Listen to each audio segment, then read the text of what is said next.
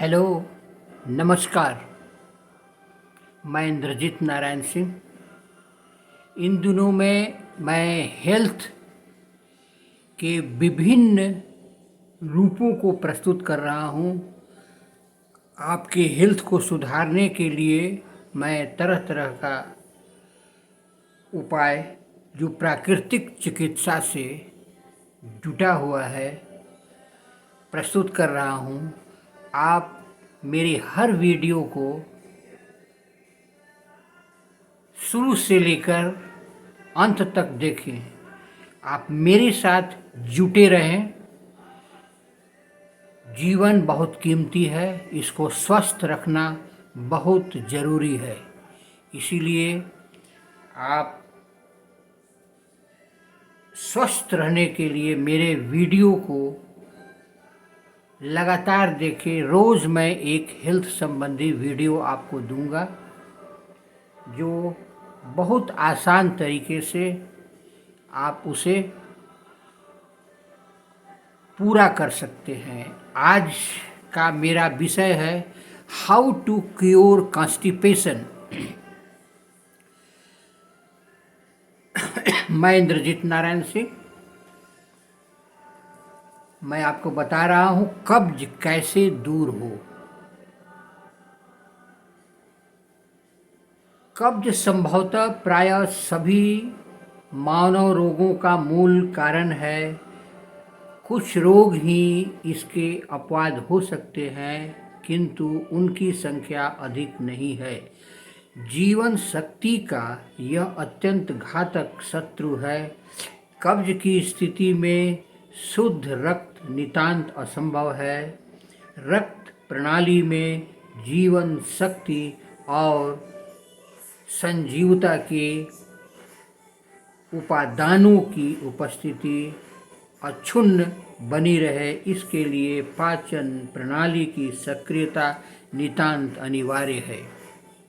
आगे सुनिए।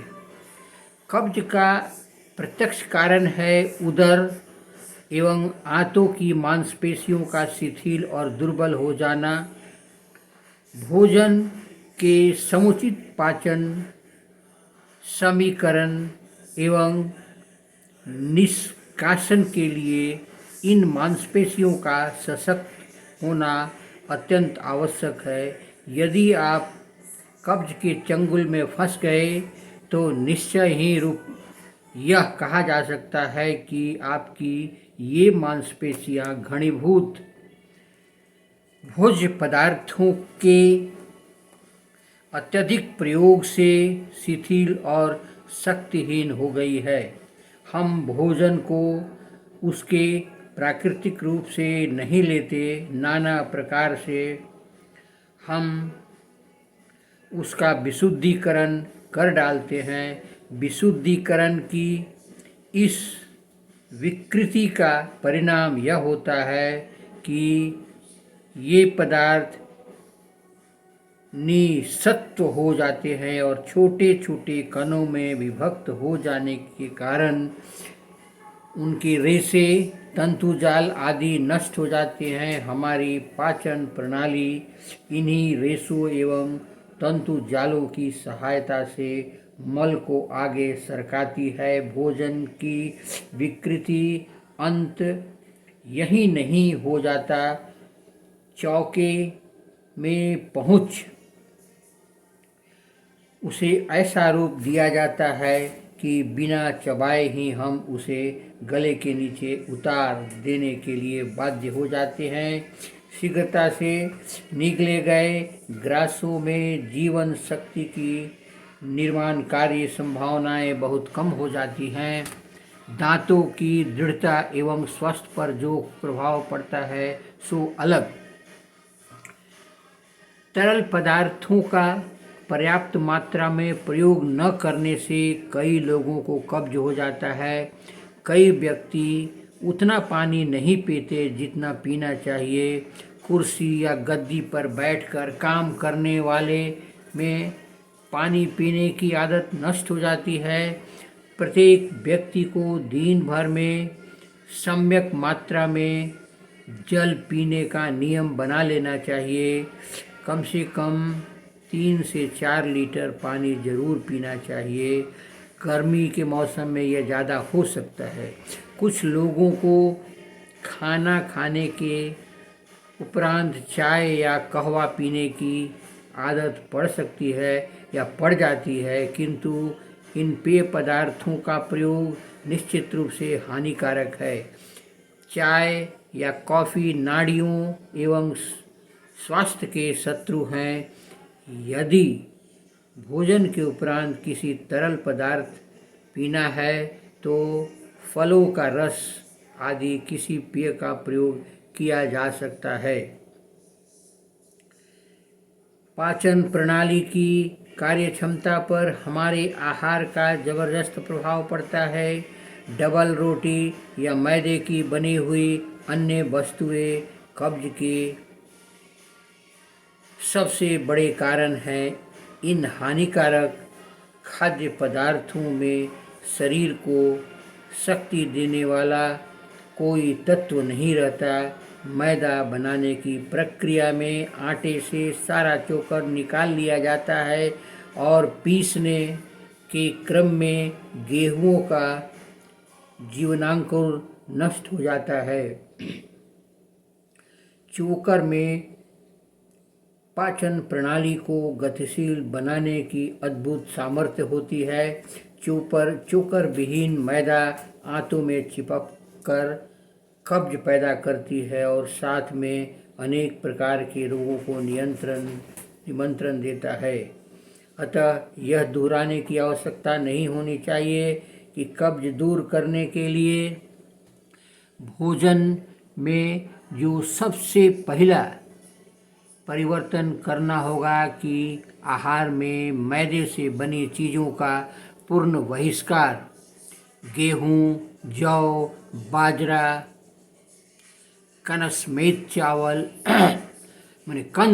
चावल आदि पूर्ण रूप से जो अन्न हैं, बनी हुई वस्तुएं तृप्ति ही नहीं करती बल्कि पदार्थ सहायता के बिना कब्ज दूर करने में सामर्थ्य होती हैं।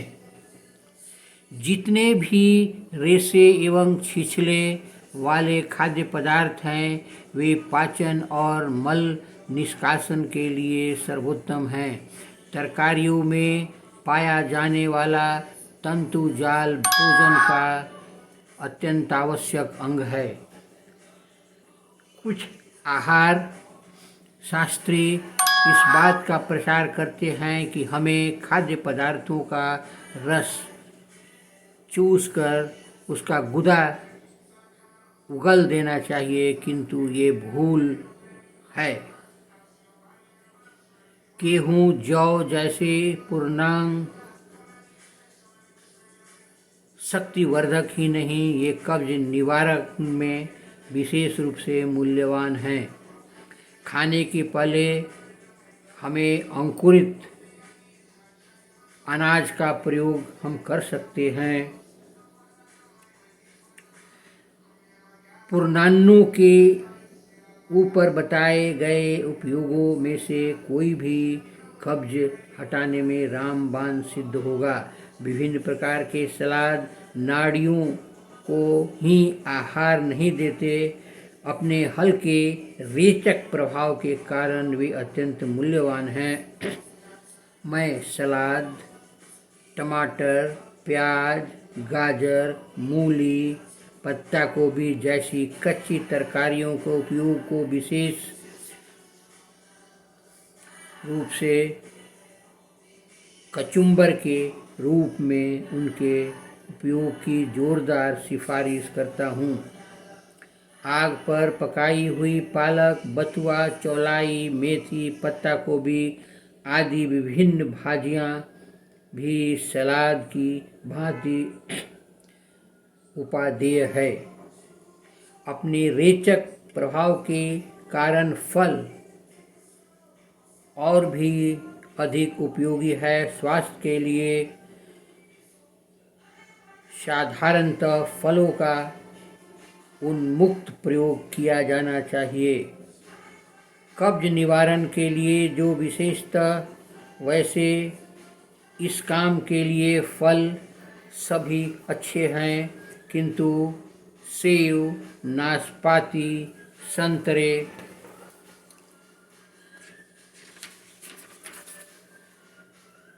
आदि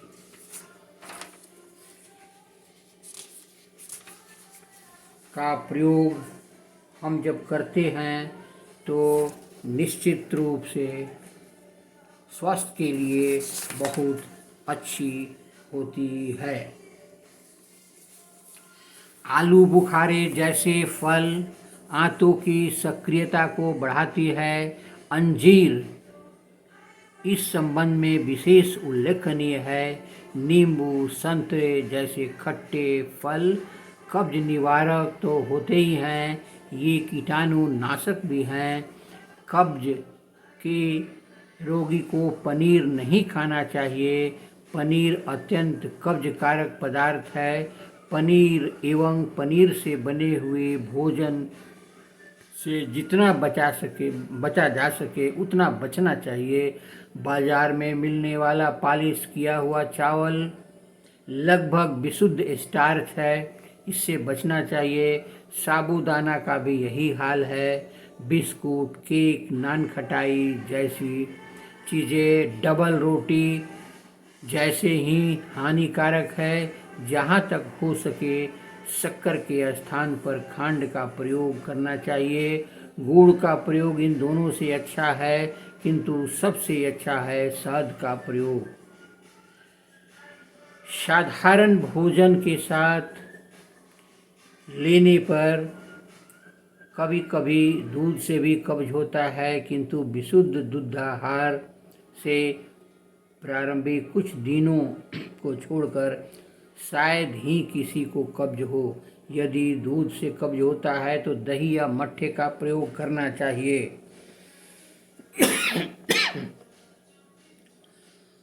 कई बार कब्ज का प्रधान कारण होता है स्नायुगत दुर्बलता एवं दोषपूर्ण रक्त संचालन। यही कारण है कि बैठकर काम करने वाले में यह रोग प्रायः ज़्यादा होता है।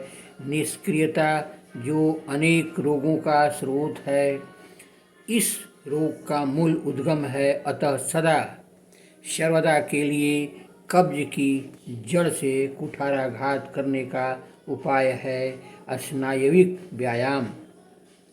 समस्त पाचन प्रणाली पर व्यायाम का प्रभाव पड़ता है। उदरगत मांसपेशियों का संकोचन एवं धड़ को झुकाने वाले अन्य व्यायाम प्रत्यक्ष यांत्रिक रूप से हमारे पाचन संस्थानों को सक्रिय बनाते हैं और उन पर दबाव डालते हैं। उदाहरण के लिए कब्ज दूर करने में घूमने का असाधारण महत्व है। घूमने से समस्त कार्य प्रणाली पर स्फूर्तिदायक प्रभाव पड़ता है। प्रत्येक कदम को आगे बढ़ाने से उत्पन्न होने वाला हल्का धक्का पाचन संस्थान पर प्रत्यक्ष यांत्रिक प्रभाव डालता है। जीवन शक्ति के निर्माण में घूमना एक चमत्कारपूर्ण व्यायाम है और जीवन शक्ति का निर्माण कष्ट निवारण में विशेष रूप से सहायक है। किंतु ऐसी अनेक विशेष कसरतें भी हैं जो मूल रूप से पाचन प्रणाली को प्रभावित करती हैं। धड़ को आगे पीछे दाएं बाएं घुमाना एवं मरोड़ना इस दिशा में विशेष उपयोगी है। सच पूछिए तो इन कसरतों के आंतरिक अवयवों को की मालिश हो जाती है और पाचनगत दुर्बलता एवं आंतों की अक्षमता में ऐसी मालिश का महत्व अकथनीय है। दबाव वाले व्यायाम भी उन्हें मैं आंतरिक शक्ति के लिए किए जाने वाले व्यायाम करता हूँ पर्याप्त मूल्यवान है। इस प्रकार के एक व्यायाम की विधि इस प्रकार है। दाहिने हाथ की अग्र बाहु पेट पर रखिए। बाएं हाथ से दाहिनी कलाई को मजबूती से पकड़िए। दोनों हाथों की ताकतों से पीठ पर अंदर की ओर दबाव डालिए।